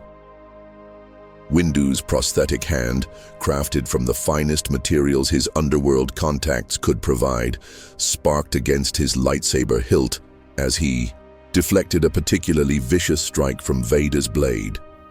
The mechanical fingers responded more slowly than flesh would have, forcing him to compensate with footwork and positioning. But the loss of his hand had also taught him new things about balance and leverage, had forced him to develop techniques that were actually superior to his original fighting style in some respects. "You have improved," Vader acknowledged during a brief pause in the combat, both warriors circling each other while testing their opponent's defenses with feints and probing attacks. But improvement without wisdom is merely refined destruction. You have allowed anger to consume you, just As you always feared I would, have I? Windu asked, pressing forward with a series of attacks that forced Vader to give ground for the first time in the duel. Look around you, apprentice. See how precisely I fight, how controlled my anger remains. This is not the wild fury of the dark side. This is justice given form, righteousness wielded like a weapon. I have learned to use my anger without being used by it. Impossible, Vader replied, but there was uncertainty in his voice now, doubt creeping into his absolute convictions. The dark side corrupts all who touch it. Anger leads to hatred. Hatred leads to suffering. You taught me that yourself. I taught you the Jedi understanding of those emotions, Windu said, his blade work becoming even more aggressive as he sensed Vader's growing psychological instability. But the Jedi understanding was incomplete. They feared the dark side so much that they never learned to truly master it. Anger at injustice is not the same as anger for personal gain. Hatred of evil is not the same as hatred of individuals. The Sith corrupt these emotions by making them selfish. I have learned to keep them pure. The philosophical debate continued, even as their blades met with increasing frequency and force. Each exchange of words was also an exchange of worldviews, an attempt by both men to justify the paths they had chosen and the prices they had paid. But gradually, inevitably, Windu began to gain the advantage. His technique was simply superior. 5 years of Sith training had made Vader powerful and disciplined, but it had also made him predictable. The dark side offered strength and focus, but at the cost of adaptability and creative thinking. Vader fought like a machine because he had been trained to think like one, to suppress the very qualities that had once made Anakin Skywalker so formidable. Windu, by contrast, had spent his years of exile learning new approaches, developing techniques that had never been taught in any academy or temple. His fusion of light and dark side techniques, his ability to channel destructive emotions without being destroyed by them, gave him options that Vader simply could not match. I was, Anakin replied, his voice barely audible without his respirator's amplification. I brought balance, Master. I destroyed the Jedi and the Sith alike. Both orders were corrupt. Both had to fall for something new to take their place. And what would that be? Windu asked, though he dreaded the answer. I don't know, Anakin admitted, and for the first time since his fall to the dark side, there was complete honesty in his voice. I thought it would be the Empire, but Palpatine's vision is just as flawed as the Republic's was. Maybe it has to be something else, someone else. The two men knelt in silence among the ruins, master and former apprentice, both scarred by the same betrayal, both trapped by the consequences of choices made in anger and desperation. Around them, the temple continued to crumble, its ancient stones finally succumbing to the violence they had witnessed. Through the Force, Windu could sense the Imperial troops surrounding the temple, waiting for orders from their lord.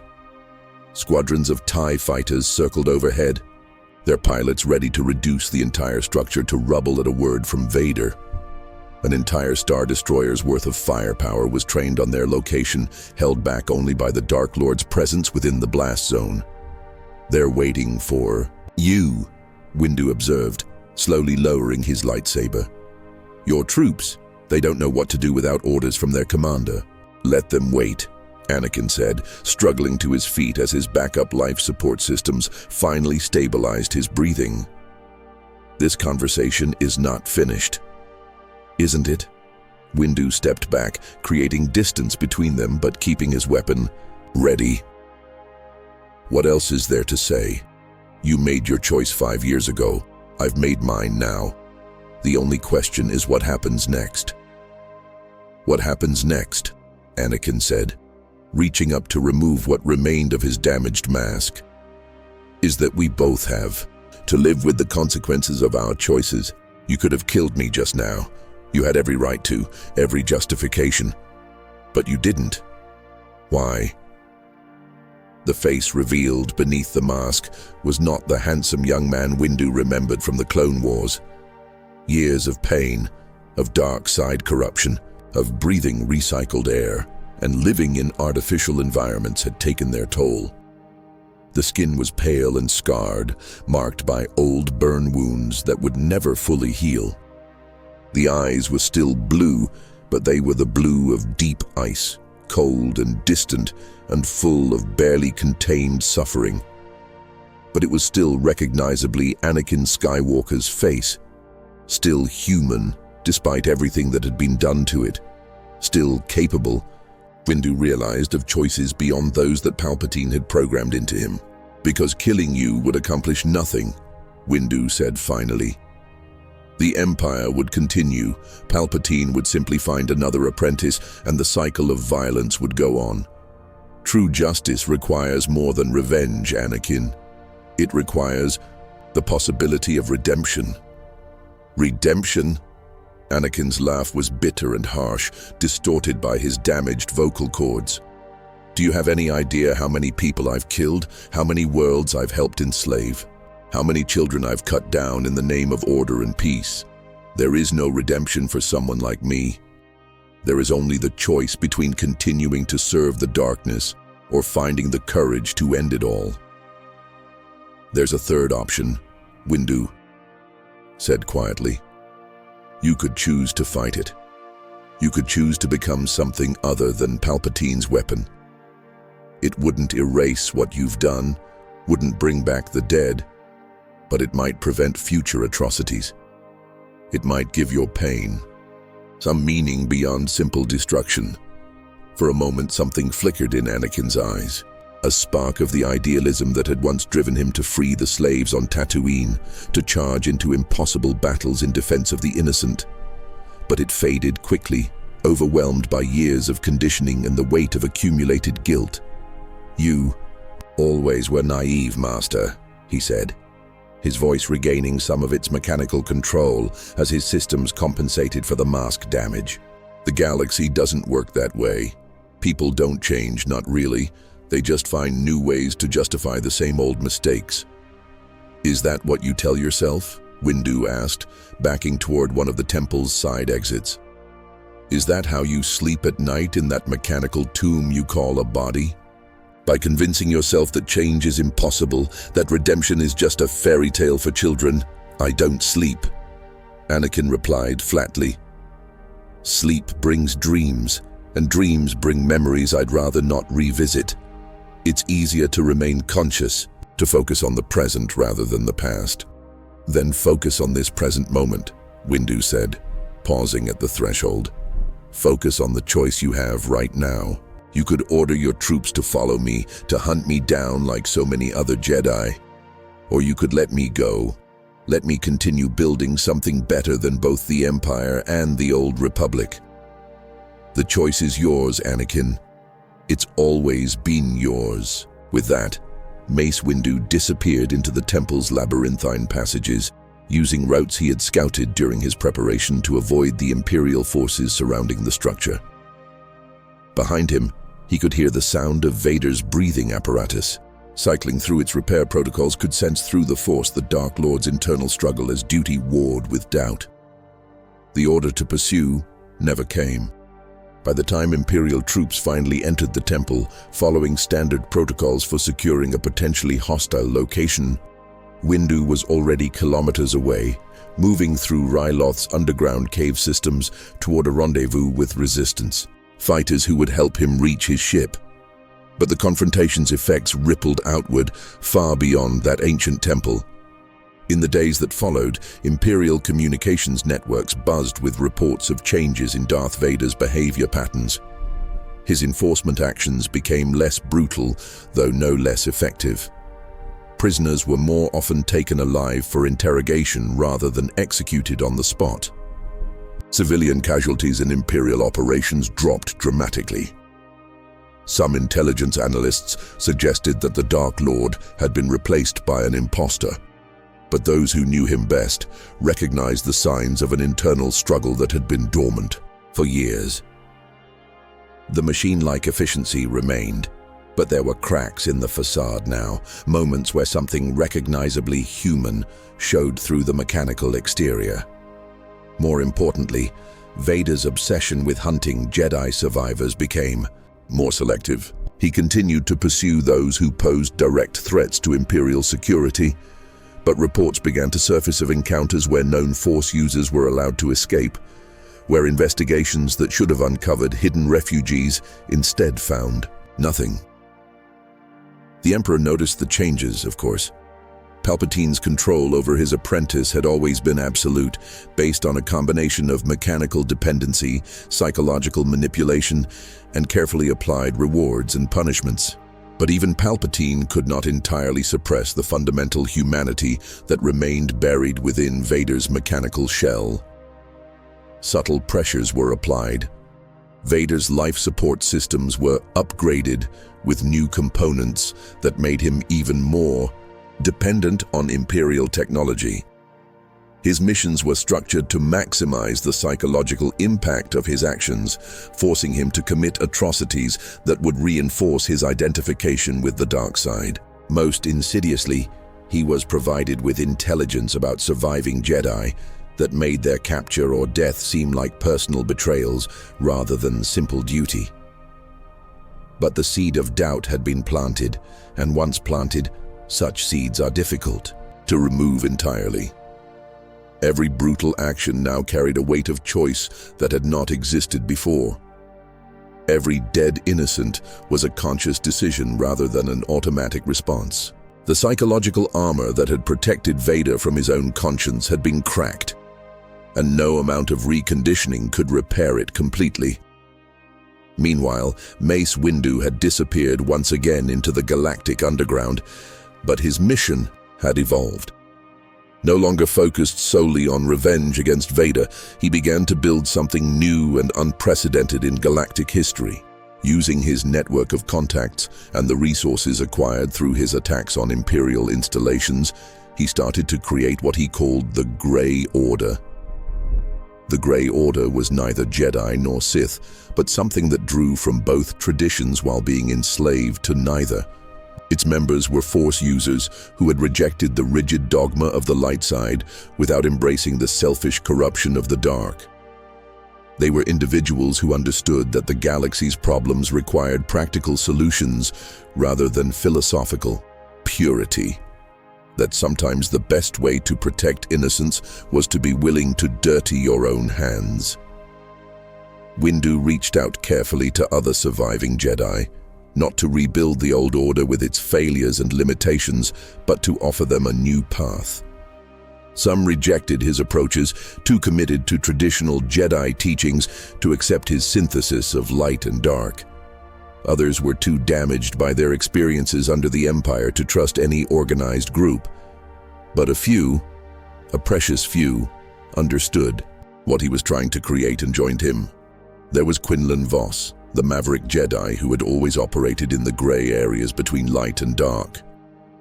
His experience with undercover operations and his natural irreverence made him perfect for the kind of work the Grey Order would need to do.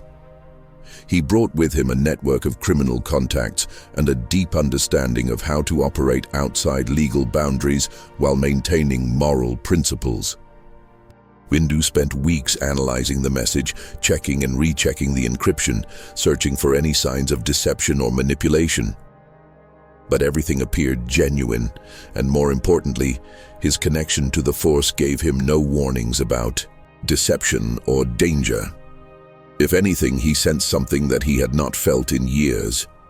Hope, fragile and tentative, but undeniably present. The return journey to Ryloth was complicated by increased Imperial security in the system.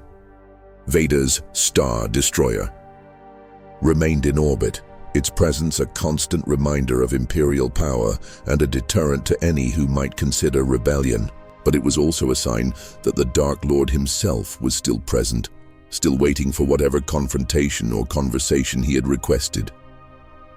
Windu approached the ruined temple carefully, using the same infiltration routes he had scouted years before.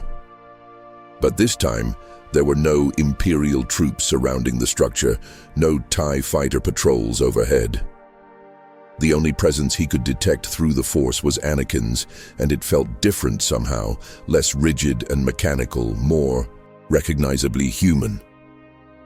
The figure waiting for him in the temple's central chamber was also different. Vader's distinctive black armor and cape were gone, replaced by simple robes that might have been worn by any traveler. The mechanical breathing apparatus was smaller and less intrusive, suggesting significant improvements in his life support technology. Most startling of all, he wore no mask, leaving his scarred but human face exposed to view. "Master," Anakin said simply as Windu entered the chamber. "Thank you for coming. I wasn't certain you would trust the message." "I almost didn't," Windu admitted, keeping his hand near his lightsaber while remaining ready to fight or flee as circumstances demanded. But curiosity overcame caution. "What has changed, Anakin? Why reach out to me now?" "Because I finally understand what you were trying to tell me," Anakin replied. "About choice. About the possibility of becoming something other than what others have made you. It took me 5 years to realize that you were offering me a gift. That day, not just mercy, but the chance to find my own path forward." "And have you?" Windu asked. "Found your own path?" "I'm trying to," Anakin said. "It's not easy. 5 years of conditioning don't disappear overnight, and the Emperor is attentive to changes in my behavior.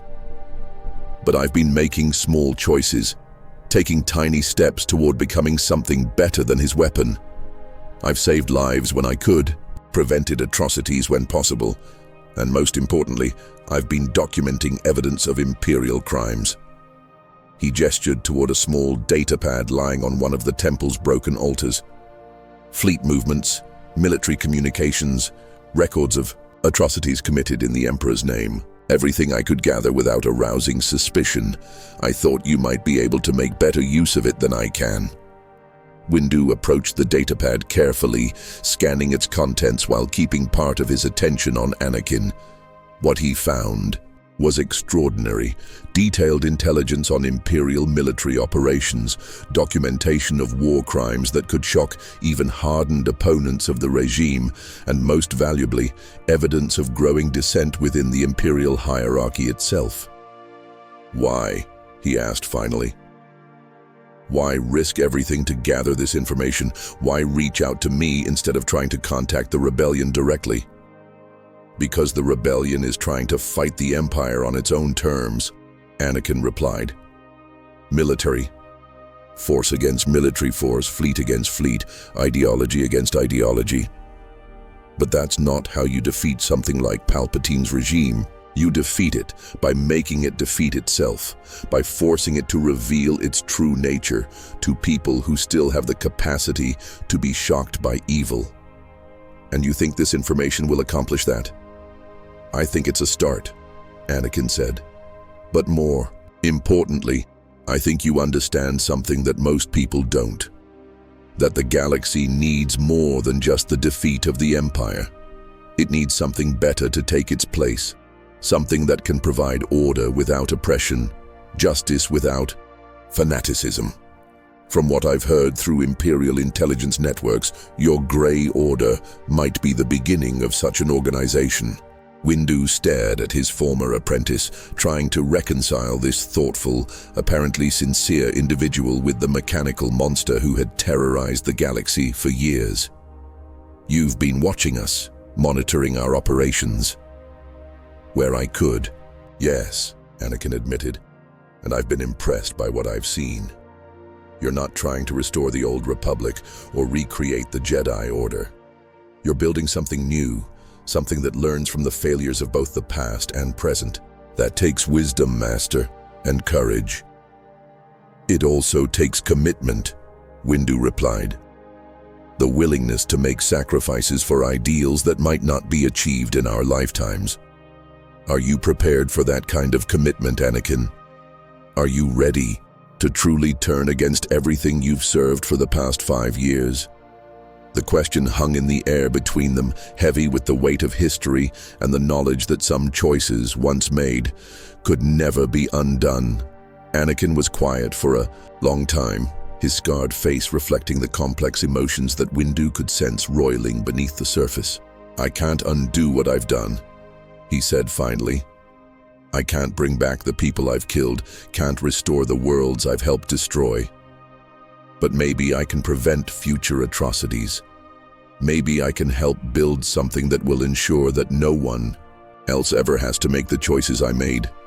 If that's not redemption, it's at least a form of justice." "Justice," Windu repeated thoughtfully. "Yes, I think it might be.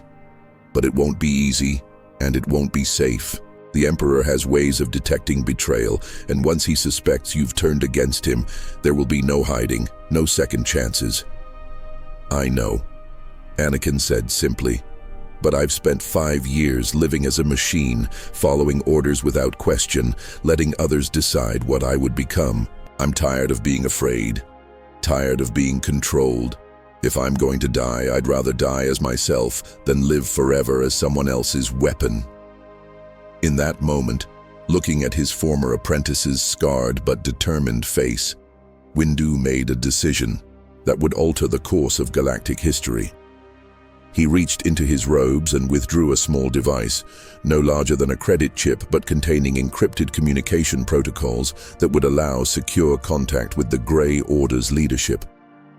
"If you're serious about this," he said, "then we need to discuss logistics.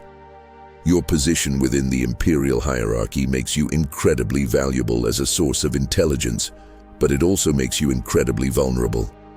Any change in your behavior patterns will be noticed and analyzed." "I've thought about that," Anakin replied, accepting the communication device. "And I have some ideas. The Emperor expects me to be efficient and ruthless, but he doesn't pay much attention to the specific methods I use as long as I achieve results. There's room for creative interpretation of orders, especially in cases where the objectives can be met through means that cause less collateral damage." "That's a dangerous game," Windu warned. "Push too hard, change too much too quickly, and even Palpatine will notice. He didn't survive this long by being inattentive to threats." "I understand the risks," Anakin said. "But I also understand the stakes. The Emperor is planning something, Master, something that will make everything we've seen so far look like a minor atrocity. The Death Star is just the beginning. He's developing weapons and technologies that could enslave the entire galaxy permanently, could make resistance impossible rather than just difficult." "What kind of weapons?" Windu asked, though he suspected he already knew the answer. "Force-based technologies," Anakin replied grimly. "Ways to amplify Sith powers through mechanical means, to control minds on a planetary scale, to drain the life force from entire star systems and channel it into Imperial war machines. He's been studying Force techniques from every tradition. He can find not just Jedi and Sith, but everything. Night Sister magics, Rakata mind control devices, even rumors of technologies from beyond the galactic rim." The implications were staggering and terrifying. Bad enough that the Empire controlled conventional military forces capable of destroying planets.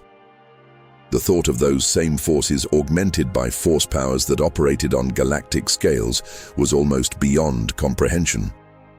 "How long do we have?" Windu asked. "Years, maybe decades for the most advanced projects," Anakin replied.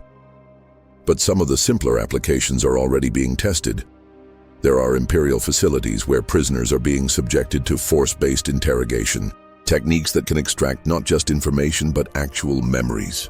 Mobile platforms that can project fear and despair across entire battlefields. Prototype weapons that use synthetic kyber crystals to focus dark side energy into destructive beams." "And you've been involved in these projects?" Anakin's expression darkened. "Not by choice. But yes, the Emperor has required my participation in testing some of these devices. The experience has been educational. I now understand exactly what we're fighting against and why conventional military resistance will ultimately fail. You can't defeat these kinds of weapons with starfighters and capital ships. You need People who understand the Force, who can counter these technologies with their own mastery of those same powers. People like the Grey Order, Windu realized. Anakin would remain in his position as Darth Vader, continuing to serve the Empire while secretly working to undermine its most destructive projects. He would provide intelligence to the Grey Order about Imperial plans and capabilities, would use his influence to minimize civilian casualties where possible, and would gradually begin to prepare for a future confrontation with the Emperor himself. Windu, meanwhile, would continue building the Grey Order's capabilities, but with a new focus on developing countermeasures to the Force-based weapons that Anakin had described. They would need to recruit more Force users, to establish training centers where balanced approaches to power could be taught, and most importantly, to begin preparing the galaxy's population for revelations about the Empire's true nature that would make current atrocities seem mild by comparison. "There's one more thing," Anakin said as they prepared to part ways. "The Emperor has been searching for something, some artifact or person that he believes will give him ultimate power over the Force itself. He's deployed archaeological teams to dozens of worlds, sent inquisitors to investigate every rumor and legend that might be connected to ancient Force traditions. Any idea what he's looking for specifically?" "Something he calls the heart of the Force," Anakin replied. "According to the research I've been able to access, it's supposed to be some kind of nexus point, a place or object where all Force energy in the galaxy converges. Whoever controls it would theoretically have power over every Force user in existence, could turn Jedi into Sith or drain their abilities entirely." "That sounds like mythology rather than reality," Windu observed. "So did planet-killing space stations until we built one," Anakin pointed out grimly. "The Emperor doesn't waste resources on fantasies. If he's searching for this thing, it's because he believes it exists and can be found. We need to make sure that if it does exist, it doesn't fall into his hands." With that sobering thought, the two former adversaries parted ways once again. But this time, instead of as enemies, they separated, as reluctant allies united by necessity and a shared understanding of what was at stake. The galaxy's future would depend on their ability to work together despite their history, to overcome mutual distrust and personal demons in service of something larger than either of their individual desires for justice or redemption. The secret war that followed would be fought not with fleets and armies, but with intelligence and sabotage, with careful manipulation of Imperial resources and gradual erosion of the regime's moral authority. It would be a conflict measured in years rather than battles, where victory would come not through dramatic military confrontations, but through the slow accumulation of small choices and incremental changes. And at the center of it all would be the complex relationship between master and apprentice, both scarred by betrayal, both seeking different forms of justice in a galaxy that seemed to offer neither redemption nor revenge, but only the endless struggle to choose who they would become in the face of impossible circumstances. In the years that followed, historians would debate whether Mace Windu's decision to spare Darth Vader ultimately saved or doomed the galaxy. Some would argue that his mercy enabled greater atrocities, that killing the Dark Lord when he had the chance would have prevented untold suffering. Others would contend that their collaboration was essential to the Empire's eventual downfall, that without inside intelligence and sabotage, the rebellion would never have succeeded. But perhaps the most important consequence of their encounter was not military or political, but philosophical. In showing that redemption was possible even for someone as fallen as Anakin Skywalker, in proving that justice and mercy could coexist rather than contradict each other, they demonstrated principles that would eventually reshape how the galaxy understood the relationship between power and responsibility. The boy who would eventually destroy the Death Star and redeem his father learned his most important lessons not from the Jedi Order that trained him, but from the examples set by two men who had found a way to transcend the ancient conflict between light and dark, between absolute principles and pragmatic necessities. In learning to balance justice with mercy, strength with compassion, they had discovered something that neither Jedi nor Sith had ever truly understood: that the Force was neither light nor dark, but something far more complex and nuanced than either tradition had imagined. And in the end, perhaps that was the most important victory of all. Not the defeat of the Empire or the restoration of freedom, but the creation of a new understanding that would prevent future generations from repeating the same cycles of conflict and betrayal that had consumed the galaxy for millennia. Return of Mace Windu had indeed brought revenge against Vader, but it was a revenge that transformed both men into something better than what they had been before, and in doing so had transformed the galaxy's future as well.